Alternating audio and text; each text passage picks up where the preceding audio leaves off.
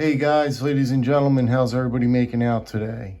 I got a pretty interesting piece here that I want to go over and maybe get some answers to on this one, because I'm a little confused on this one. This is a Cattaraugus knife, and I do believe that this is made from what's his name? A.G. Russell. A.G. Russell made this knife. It's called the Cattaraugus, and they got a bunch of different knives named the Cattaraugus. It says for the Knife Collectors Club, and this is what they came out with as far as a collector's piece, a collector's knife. And A.G. Russell made this happen. So that's what I'm led to believe. So this is on a sleeve board frame. It's on a sleeve board frame. As you can see how it gets more and more slender as you go down the knife. But the pattern is a whittler. Now let's shut these two blades for a minute and see what we could find on the tang stamp. There's a lot of different information that we can come up with. Now it says right there, Cattaraugus KCC. Cattaraugus KCC. And on this side, it says CM-14, 1989, Japan. The year of production on this piece was 1989, so we know that. And it was made in Japan. So as far as that goes, I know that. The only thing I'm a little messed up on is, did A.G. Russell make this knife, or what hands did A.G. Russell play in producing this knife, if any? And I looked on the box. I could not find the steel. I do not know what kind of steel this is. This is brand new in the box. As you turn it over right there, you see a CM-14. I don't know what that means.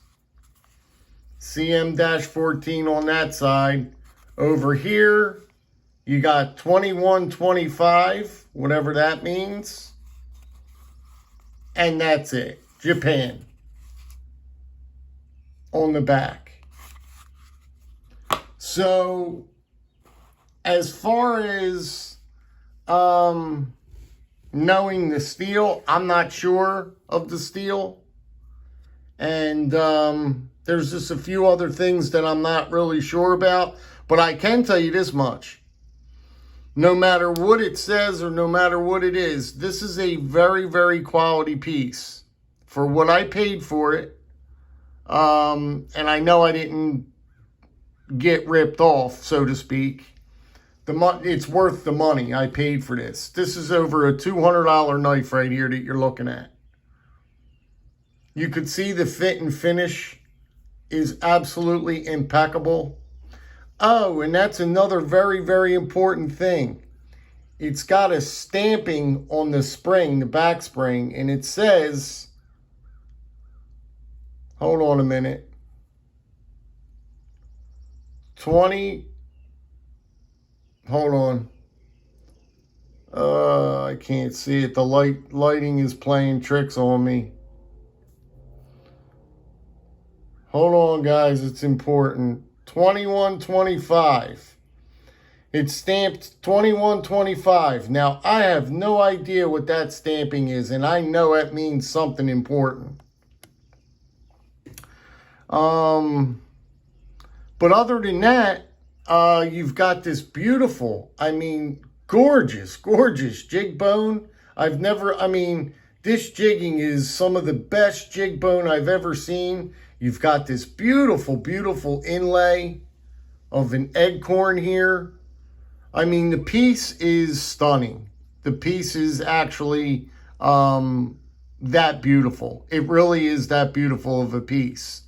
Now, like I said, A.G. Russell had his hands in a lot of things. He made a lot of knives, and a lot of his knives were coming out.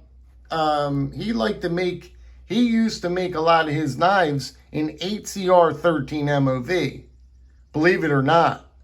Now, I do not think that this is an 8CR 13 MOV piece, nor, well, obviously it's not a Chinese piece. It's made in Japan.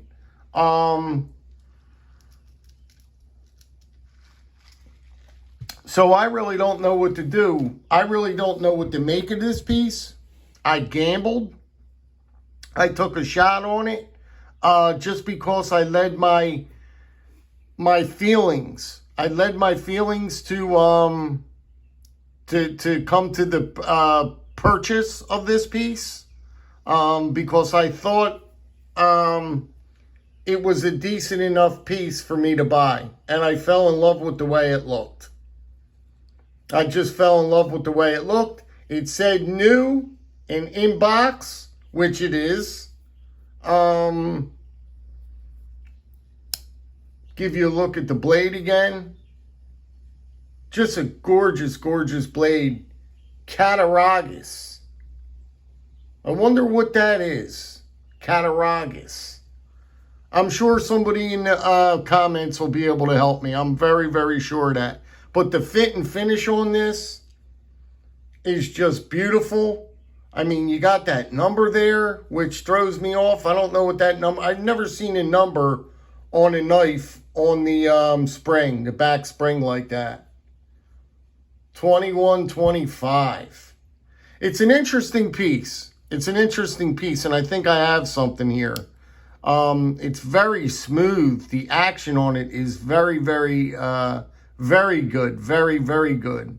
Like I said, the jigging, I mean, if that's not some of the most beautiful jigging that I've seen, I mean, it's just, the whole piece is just gorgeous. I'll have to do more research, I guess. Maybe Tom could help me. Tom knows about this stuff. Tom knows all about this stuff. And I got to get something to drink. What's our time looking like? And I just quickly want to touch on this piece. This came in today. A few people already got this piece. This is a Rosecraft. I'm just going to call it the Barlow. That's what it is to me. It looks like a Barlow through and through to me. So I'm going to call it the Rosecraft Barlow. But I don't understand something about this piece neither. It's in D2 steel. The bone, I just never seen bone look like that. What were they shooting for? Like, what is that? I'm not loving that. I am for sure not loving that bone. I guess they were going for something different, but I can't figure out what they were going for on that. They got the normal Rosecraft inlay on it with the rose. And to me, it's normal Rosecraft. It's a normal Rosecraft knife. That's coming in at $60. D2 steel.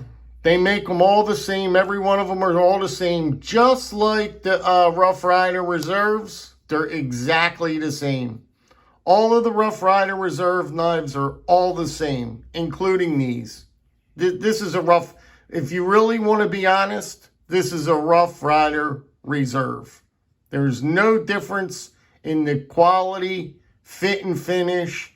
Everything is the same, except it's got Rosecraft blades on the tang there. That's the only thing that separates it.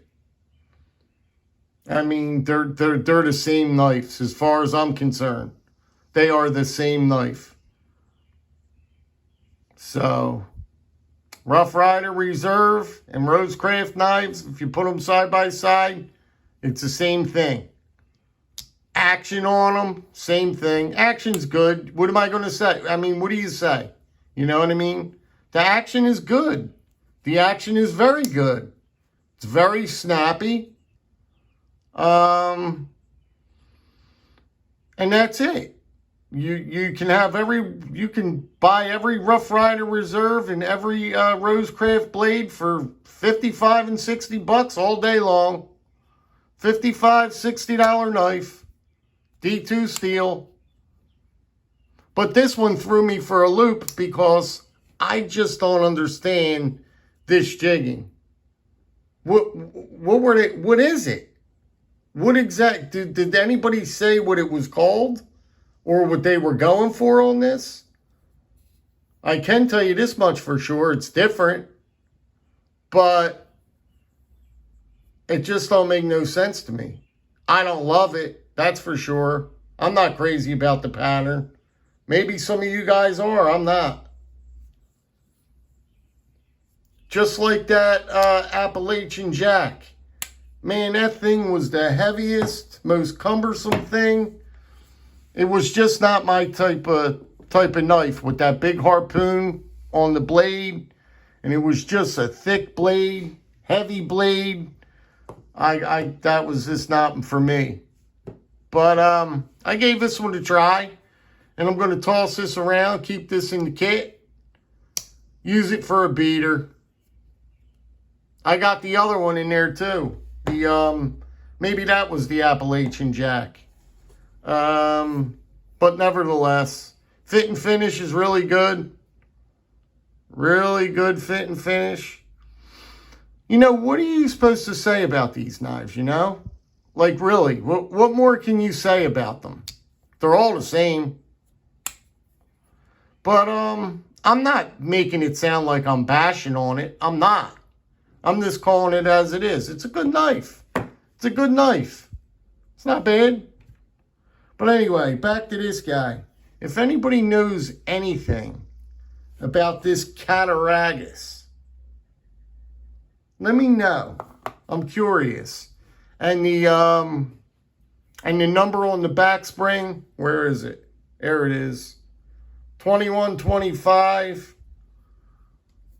And like I said, I think that A.G. Russell made this knife, if I'm not mistaken. All right, guys. Be good, be well, be safe. Drop me a comment on these guys. I'm curious. I'm more curious on this one, but if you could have any information at all on this, let me know. All right, guys. Be careful out there now. Take care.